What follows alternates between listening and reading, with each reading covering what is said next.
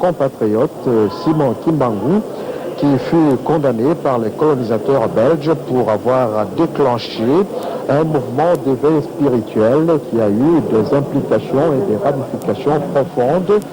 Nous sommes donc ici au Palais de la Nation. Le Premier ministre qui va présider cette cérémonie vient d'arriver.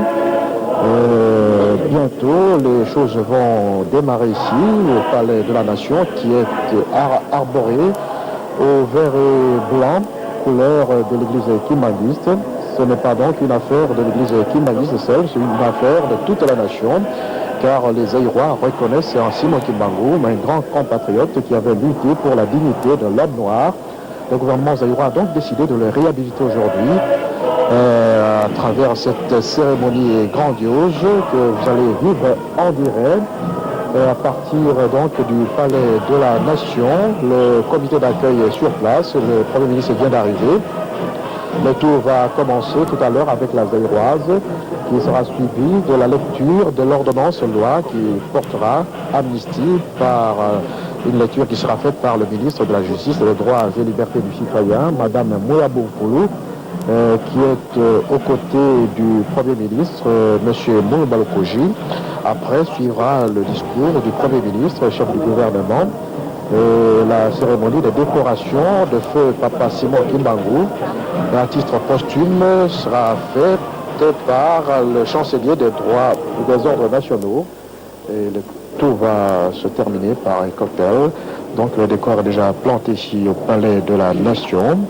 Nous allons suivre cette émouvante cérémonie. Il règne ici une ambiance de carnaval au Palais de la Nation, où le peuple zaïrois veut rendre hommage à un digne fils, un compatriote qui a lutté toute sa vie pour la réhabilitation de l'homme noir et la dignité de notre pays.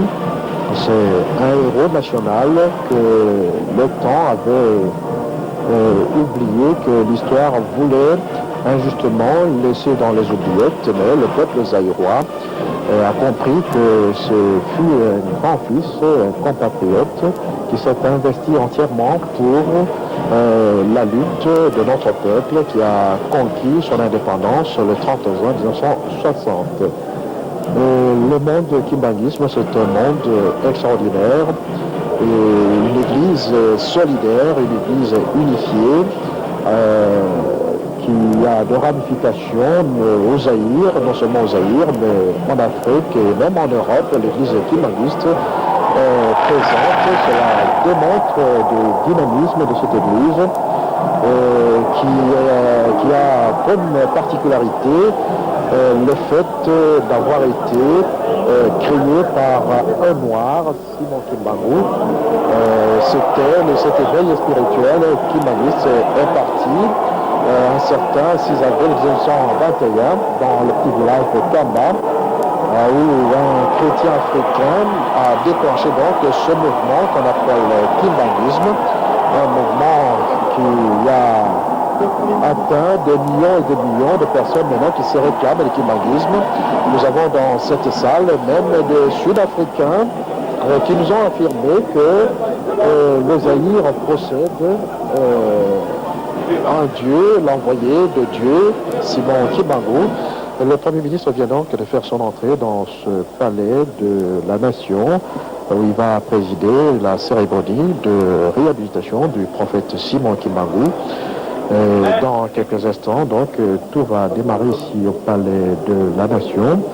Vous voyez là que tout le décor est déjà planté, tout ce que le Zaïre compte comme autorité politique est dans ce palais de la Nation.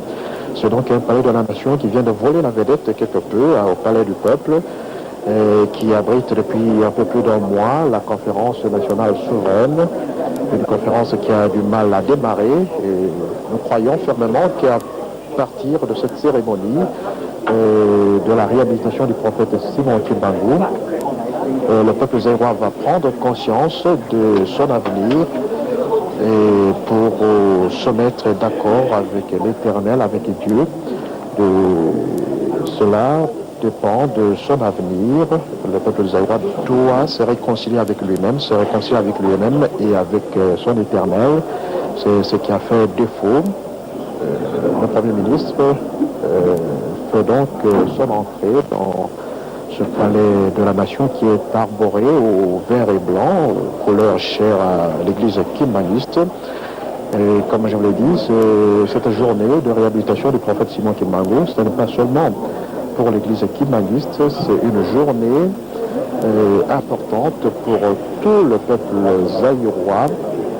Il faut dire que l'histoire avait été déformée injustement par le colonisateur qui avait trouvé à ce mouvement d'éveil spirituel, ce mouvement kimbanguiste, comme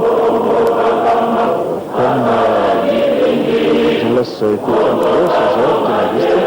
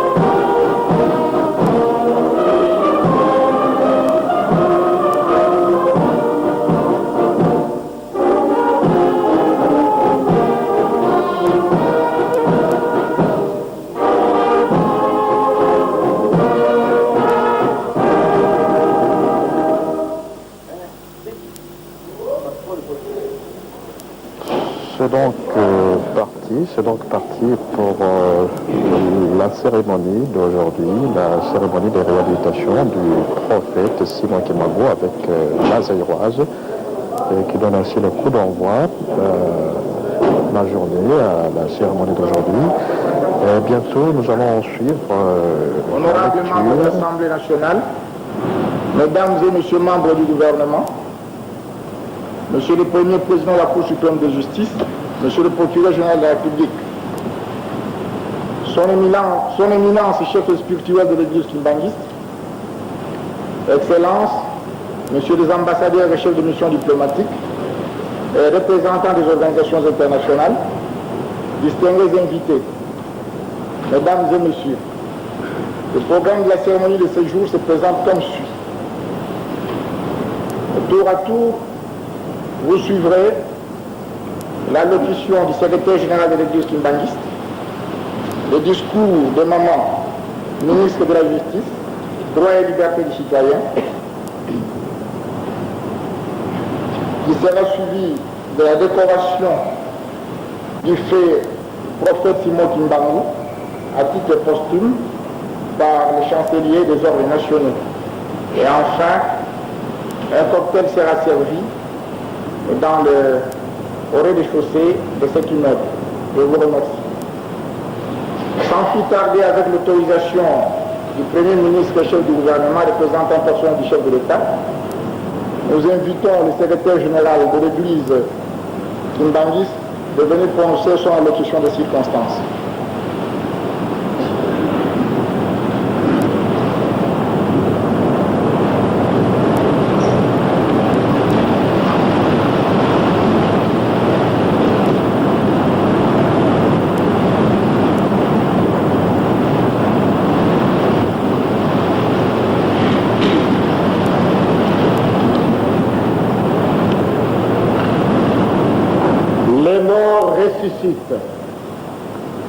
Les aveugles voient, les paralytiques marchent. Voilà les contemporains de Papa Simon Kimbangu disaient de son œuvre. Des vieillards qui furent témoins de ces miracles sont encore en vie.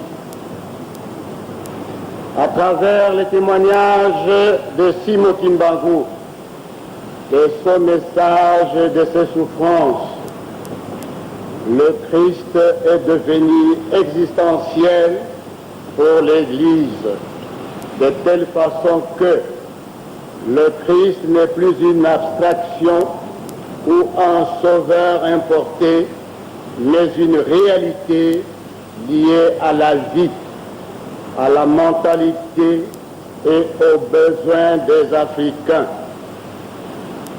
Le kimbanguisme a ainsi découvert et gardé une nouvelle dimension spirituelle et un symbolisme de grande signification. Qui est Simon Kimbangu?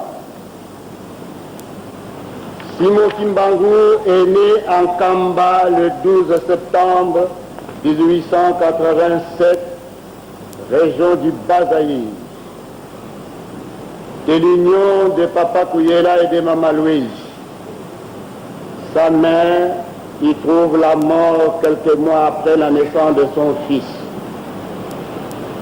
Quand Kimbangu eut l'âge de 7 ans, un missionnaire sollicita auprès de sa tante qui se levait l'autorisation de lui dispenser une éducation religieuse à la mission de Gombe Lutete.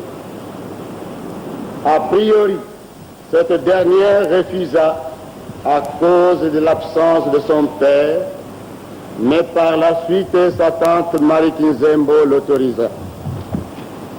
Il reçut une modeste formation scolaire, fut catéchiste protestant, agriculteur et marié à Maman Mouilou Kiawanga Marie. Le mariage religieux et leur baptême furent réalisés à Gombe Lutete le 4 juillet 1915. De cette union naquit 3 fils. Papa Kisolokele, né le 12 février 1914, Papa Dialungana Tiangani Salomon, né le 25 mai 1916, et Papa Diangenda Kontima, né le 22 mars 1918.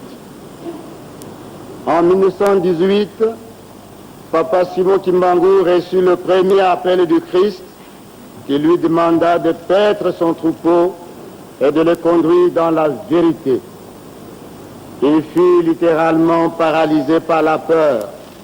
Et instamment il répliqua, « Seigneur, je ne suis pas digne, ni suffisamment instruit pour accomplir une difficile mission. Celle-ci conviendrait mieux aux pasteurs de Gombeloutete, par exemple. Eux sont bien instruits que moi. » Cette protestation fit sans effet.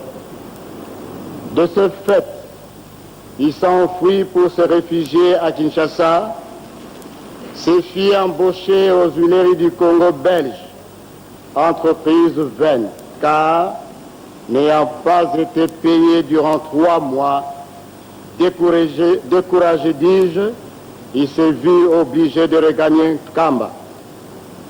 Il commencera son ministère public le 6 avril 1921 par la guérison de Maman Kiantondo. Au cours de son ministère, l'évangile fut annoncé avec puissance, soutenu par de nombreux miracles, des résurrections des morts, dont une femme morte depuis 3 jours. Des cantiques évangéliques furent captés. Il y eut des prophéties dont la libération de l'homme noir de sa double captivité physique et spirituelle. Et cette célèbre phrase, « Les noirs deviendront des blancs et les blancs deviendront des noirs », c'est lui qui valut la condamnation à mort. Arrêté le 12 septembre 1921, il fut déféré devant un tribunal d'exception militaire à Tessville, actuellement Mbanzangou. Il fut donc jugé par un conseil de guerre le 3 octobre 1921. Il fut condamné à mort. Cette peine fut commuée à la détention perpétuelle par la grâce du roi des Belges. Papa Simo Kimbangu est mort en prison après 30 ans de détention le 12 octobre 1951 à 15h à Elisabethville, actuellement Lubumbashi.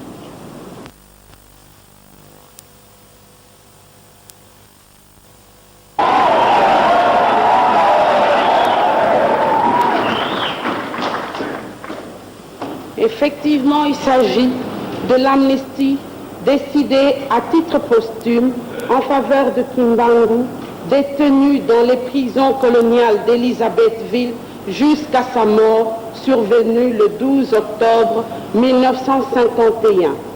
Dans le même ordre d'idées et en vertu de la même ordonnance-loi, deviennent nuls et sans effet les faits infractionnels retenus à sa charge par le conseil de guerre de Tissville, actuel Banzangungu, siégeant en matière criminelle en date du 3 octobre 1921.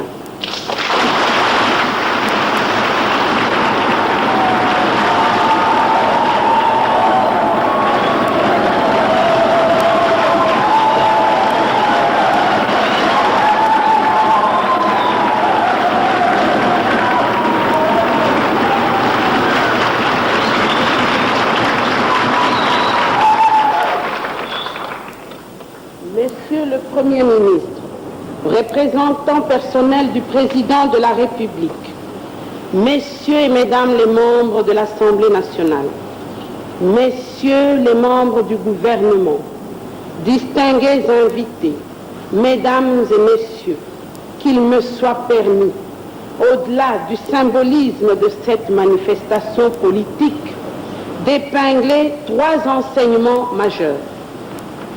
Le premier concerne l'apparition même de ce grand dirigeant noir, surgi du terroir, hors de toute influence coloniale, au moment où celle-ci apparaissait comme la seule source du pouvoir sur cette terre africaine.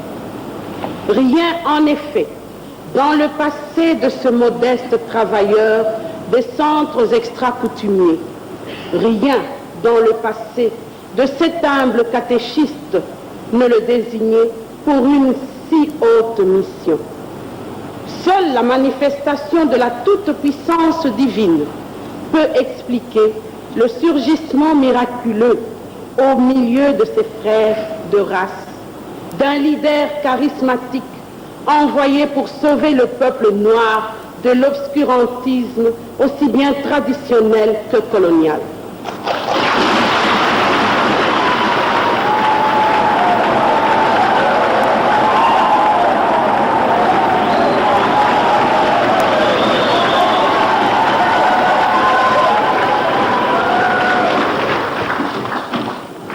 Le deuxième enseignement que nous inspire la vie et la passion de Simon Kimbangu est sans conteste son extrême tolérance.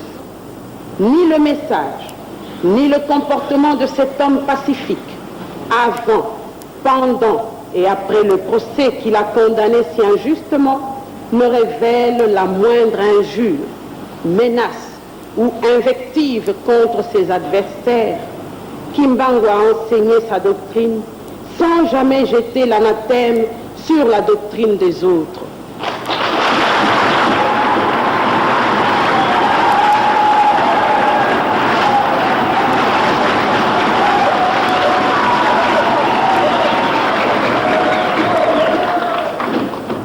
Il a subi sa peine sans jamais incriminer contre ses geôliers.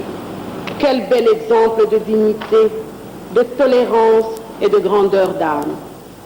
Le troisième enseignement, enfin, vise la capacité de cet homme exceptionnel à transcender un environnement hostile pour rêver et visualiser un Congo libéré et restitué à ses enfants.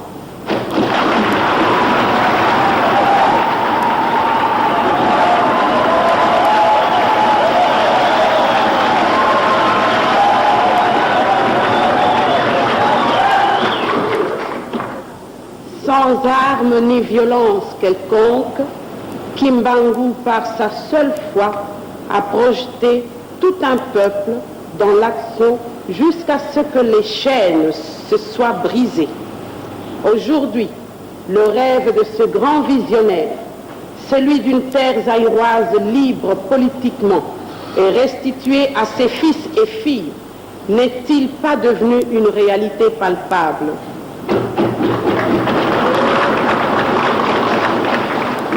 Puissions-nous, mesdames et messieurs, nous inspirer de ce triple enseignement en ce moment carrefour où notre nation recherche une fois de plus sa voie. Il nous faut aujourd'hui plus que jamais des croyants qui craignent Dieu et qui aiment leur prochain comme ils s'aiment eux-mêmes. Il nous faut aujourd'hui plus que jamais des dirigeants nationalistes, visionnaires et tolérants, capables de sacrifices pour l'intérêt supérieur du peuple qu'ils sont appelés à guider vers un destin qui réponde enfin à ses aspirations et ses attentes les plus profondes, paix et liberté, démocratie et bien-être. Je vous remercie.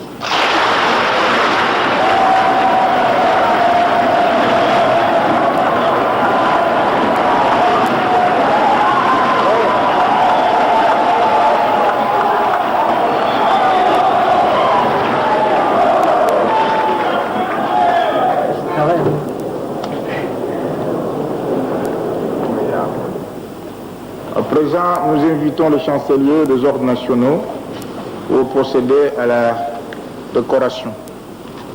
Au général.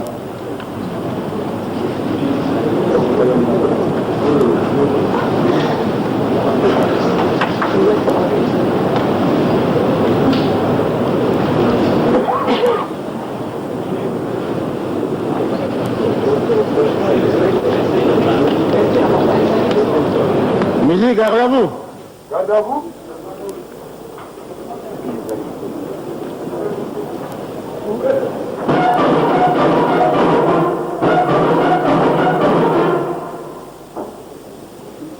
Sortez les armes. Musique, ouvrez le banc.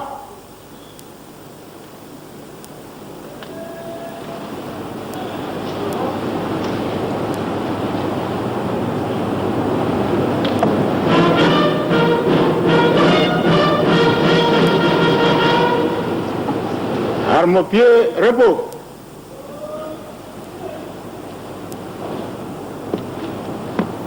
Proclamation. Ordonnance numéro 91/234 du 10 septembre 1991 portant nomination dans l'ordre national du Léopard à titre posthume. Le président de la République, vu la Constitution, spécialement son article 48, vu tel que modifié et complété à ce jour, l'ordonnance loi numéro 66/329 du 24 mai 1966 portant création de l'ordre national du Léopard, notamment son article 5, vu tel que modifié et complété à ce jour, l'ordonnance numéro 66/330 du 24 mai 1966 déterminant les conditions d'octroi de l'ordre national du Léopard, notamment son article 5, sur proposition du chancelier des ordres nationaux, ordonne, article 1er, est nommé grand cordon de l'ordre national du Léopard à titre posthume, feu le prophète Simon Kimbangu.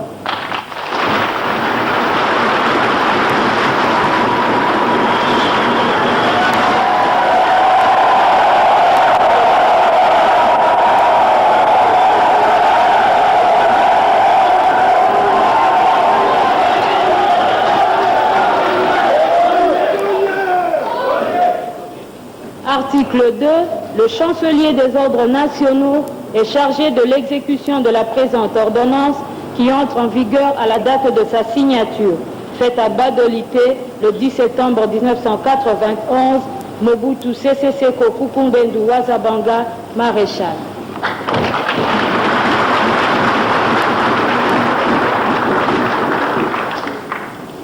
Prophète Papa Simon Kimbangu, au nom du président de la République, grand chancelier des ordres nationaux, et en vertu des pouvoirs qui me sont conférés, nous vous faisons grand cordon de l'ordre national du Léopard à titre posthume.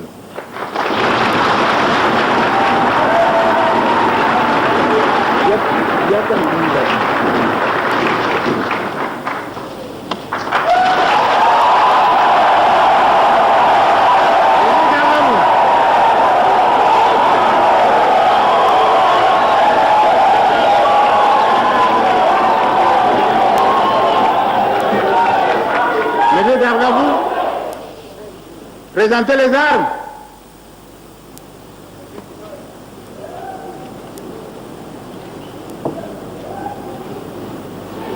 Musique, fermez le banc et hymne national.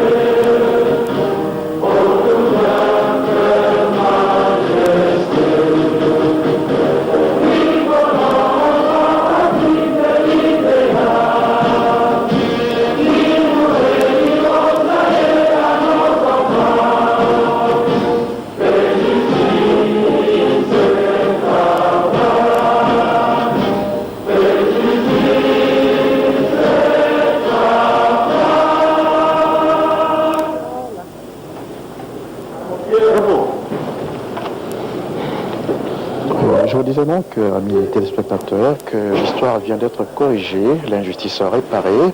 Il aura fallu 70 ans pour que le prophète Papa Simon Kimbangu soit réhabilité. Aujourd'hui, sur décision du gouvernement et sur une ordonnance du président de la République, il a été admis dans l'ordre de Léopard, dans le grade de grand cordon. C'est pratiquement terminé ici. Je ne suis pas seul, ici au Palais de la Nation. Je m'en vais passer le micro mon confrère Kateli Zola qui va devoir fixer un peu les téléspectateurs qui parlent Kikongo sur la cérémonie d'aujourd'hui au Palais de la Nation. Kateli Zola. yasileka bapangi ya luzolo betukuya na kati ya Palais de la Nation inzwa kinzonzi kisika bamambu ya nenenene kesalamaka na kilumbu ya bubu ya kele mambo kutala kaka mabundu ya nzambi dibundu ya nzambi mosi na beto zabati ya kimbangiste na kubakaka lukano ya bambuta ya luyalu pena lukano ya beto mfuma aliwale Maréchal Mobutu Sese Seko bamekuiza pesa muda ya nene ya Grand Cordon ya Ordre National ya Léopard na Papa Simon Kimbangu Benfona zabati Papa Simon Kimbangu bandakaka na lubutu kona yandi te na tangu yani kuza kufua ba mambo mingi kuza kasalama na ina kutala kaka luzingo nandi ya mvimba awa na inti na beto Zaire na kumona kamingi ti ba mambo ya mutindo kuza kasalama Papa Simon Kimbangu kuza kasala ba mambo ya mfunu ina kutala kaka mbalukulu ya luzingu ya bantu pamba ve yani vonda kanua na mingi samuti na luzingu ya ndombe kuza baluka yani kuza katuba tiki sikati ndombe fwana baka kifulu ya mundele ina yani kuzaka tuba yao ya kelende kaba mambu ya mfunu ina kutala nsobolo ya luzingu ya ndombe na kati ya mtoto na beto na tangu ya ibamemona ti kisika nvanda kaba mvula 13 mvimba na kati ya boloko ya Elizabeth Vina tangu betuke na kutuba shaba mingi bamekuiza pesa yani medai samu na kundima ba mambu yonso yani kuiza katuba mambu ina ya vonda kakave na kati nsina betu kasi mambu ina kuiza katiamuka na kati ya Afrika ya mvimba na kutalaka ba inchi kile pembe na beto na Republique ya Congo na kutalaka na Republique ya Angola kuna mambo kutala kaka Papa Simon na inzwa nzembe ya Kitwadi kuiza kasalama betu banza tiake na mfulu nyonso mutindu Premier ministre Mulumba Lukojime kuza monikisa Maréchal Mobutu Sese Seko na kati ya Palais de la Nation samu na kusala nkinzi yai ya kundima babisalu ya Papa Simon na kutraka na luzingu nandi kisika ni kuzaka butuka na nkamba na mvula difuna mosi kama nana 18 na nsambwadi ya bilumbu 10 na zole ya ngonda ivwa tena tangu yai yamekuza sala bambula 10 nsambwadi ya mvimba pina luzingu nandi pamba vend kuzaka butuka na region ya Bazaire na sous région ya Cataract na papa uyela pena mama Luezi pe yan kuzaka sala kamwa bakalasi ya fioti kasi diambo nene vondaka na andi ataya vondaka kuvata mtoto sana kokidikila kasi diambo ya kupesa mutindu ina baminkuikizi diambo kutala nzambi pe yan kuzaka kwela mama Mwilu pe na kati ya mama Mwilu Marie Kiawanga bakuzaka buta bana tatu na kutalaka papa kisolokele ina dizina nandikele na baletre 10 ya mvimba butukaka na bilumbu 10 na zoli ya ngonde zoli ambodi puna mosi kama va 10 na iya pe na kutadiaka papa dialungana baletre pe 10 ya mvimba butukana bilumbu 10 zoli na 5 ya ngonda 5 na mvula dipuna mosi 10 na sambano na nsuka kele papa diangienda pe baletre kele 10 ina kuzaka butuka na biluma 10 zole na zole yango nda tatu ngo difuna mosi kama kwa 18 kana betu metu batina bamazina na bao yakele nde ba lettre 10 ina kena kumonisa kikundi kimpangi pe kimvuka na kati ya luzingu ya bantu beto banzati yakena mfuna nena tangu yai Papa Simon Kimbangu bamekuiza ndima yandi ya Vwanda au na inti ya Vwanda peko na mazulu na disalu ya nene namekuiza sala na inti na betu ina yakele matondo mengi na luyalo inti na betu pe bana yonso ya Kimbangiste samna inkive baminkuikizi yonso kena betu ana kati ya Republika Zaire bamendima samna inkive baminkuikizi kele na kati ya inti ya Congo pe na toto ya Angola bamendima na kati na betu banzati na biese ina betu mebika beno samu na mayangi pe ya kiesa nene na kati awa ya Palais du Peuple ina yonso ke namfuna nene ya betu pangi elenge osako. Merci Kateni Zola, tout est pratiquement terminé ici au Palais de la Nation, mais je m'en vais poser quelques questions à Maître Mbongu qui est conseiller juridique de l'Église. Maître, 70 ans après, le prophète Simon Kimbangu vient d'être réhabilité. Un commentaire à chaud. C'est un suivi qui a été tout à fait normal. Depuis le 17 avril 1957, déjà le kimbanguisme était déjà sur la voie de la réhabilitation, car le gouverneur à l'époque avait déjà accordé une période de tolérance à l'église kimbanguiste. Et le 24 décembre 1959, ce fut l'autorisation, la libération officielle de l'église kimbanguiste. De telle sorte qu'aujourd'hui, ce n'est qu'une concrétisation d'une réalité qui était déjà vivante car l'église était reconnue par notre pays, par d'autres pays étrangers. Et aujourd'hui, c'est le couronnement de ce processus et nous en sommes très heureux. Révérend Lutandila, vous êtes secrétaire général de l'Église. Pourquoi avoir attendu 70 ans pour réhabiliter le prophète? Est-ce qu'il y avait quelque chose qui avait justifié tout ce temps? Non, non, c'est le plan de Dieu dans tout ça. L'homme ne peut rien décider de lui-même. C'est Dieu qui fait son plan. Il a déjà transformé, il le réalise quand il veut. Et j'ai failli pleurer par émotion parce que dans la persécution, j'ai participé pour justement apporter ma contribution. Et pour moi, ce grand événement, je ne sais pas comment l'exprimer. Il fallait procéder à la révision du procès qui avait condamné le prophète en 1921. Aujourd'hui, on assiste à autre chose, à une déclaration d'amnistie. Comment expliquer cela? Oui, c'est explicable parce que vous savez très bien que pour pouvoir réviser les procès, il faut l'original du dossier que nous avions réclamé aux Belges qui jusqu'à aujourd'hui ne répondent pas. Alors il fallait bien ça pour démontrer que Simon Kimbangu n'était pas coupable. Même si les colonialistes ont prouvé de leur façon qu'il était coupable, mais la République du Zaïre, devant ses responsabilités, devant la nation, a prouvé réellement que Kimbangu c'est le fils de ce pays et il a parlé, il a voulu libérer l'homme noir et dans son ensemble. Il s'agit, révérend, d'une réhabilitation qui a plusieurs dimensions sur le plan judiciaire, sur le plan spirituel, mais aussi sur le plan politique. En ce moment où la conférence nationale souveraine a des problèmes à démarrer, révérend, est-ce qu'il y a un message spécial que les kimbanguistes peuvent amener à la nation? Alors, je crois que vous m'avez suivi dans mon discours, en petit mot. Malgré comme nous les injures, pour nous les pardons, tout est pardonné, si vous voulez les passer pardonné. C'est que nous demanderons à nos frères justement de profiter de cette expérience par son fondateur qui a su tant d'injures, tant de persécutions, mais on a démontré qu'on a travaillé durement. C'est pourquoi c'est un message adressé surtout à tous nos conférenciers qui prennent conscience de penser aux enfants dans les hôpitaux, dans les maternités, ces enfants qui sont dans les rues, ces enfants qui sont dans les études supérieures, l'école primaire, l'école maternelle, qui sont à l'université aujourd'hui, qui peuvent casser qui détruisent, qui cassent nos voitures, nos biens. C'est notre produit, nous les responsables, nous les adultes. Et chacun de nous doit prendre conscience pour demander, pour savoir qu'est-ce que nous pouvons apporter pour demain, pour l'héritage. Quel héritage que nous pouvons laisser à nos enfants, à nos petits-enfants. C'est pourquoi je demanderai à tous les conférenciers de se dépasser, de ne voir que l'intérêt général de ce peuple que Dieu a tant aimé.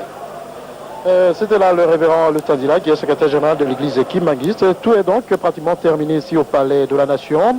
Vous venez de suivre, amis téléspectateurs, une grande cérémonie de réhabilitation du prophète Simon Kimbangu, 70 ans après.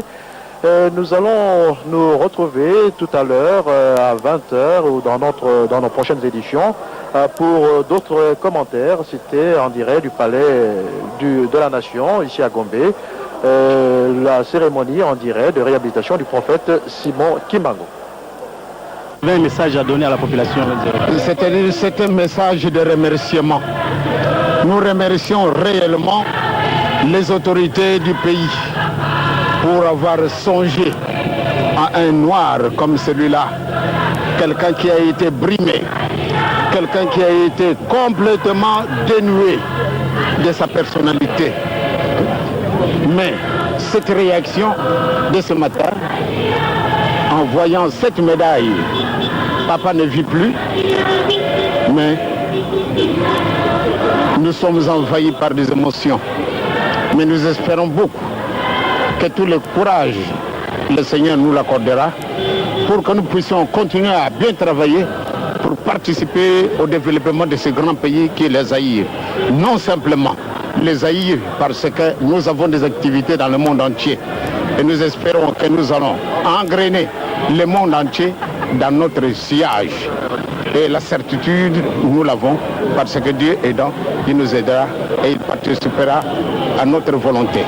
Pour cela, franchement, je demande à toute la nation zaïroise, non simplement zaïroise, mais toutes les nations épris de paix, de travailler dans la paix pour que partout dans le monde, qu'on sache que réellement Dieu vit et il vivra.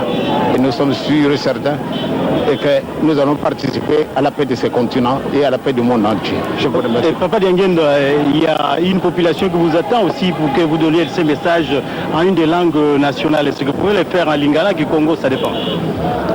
Si vous demandez à ce que je puisse m'exprimer en lingala, je vais y aller.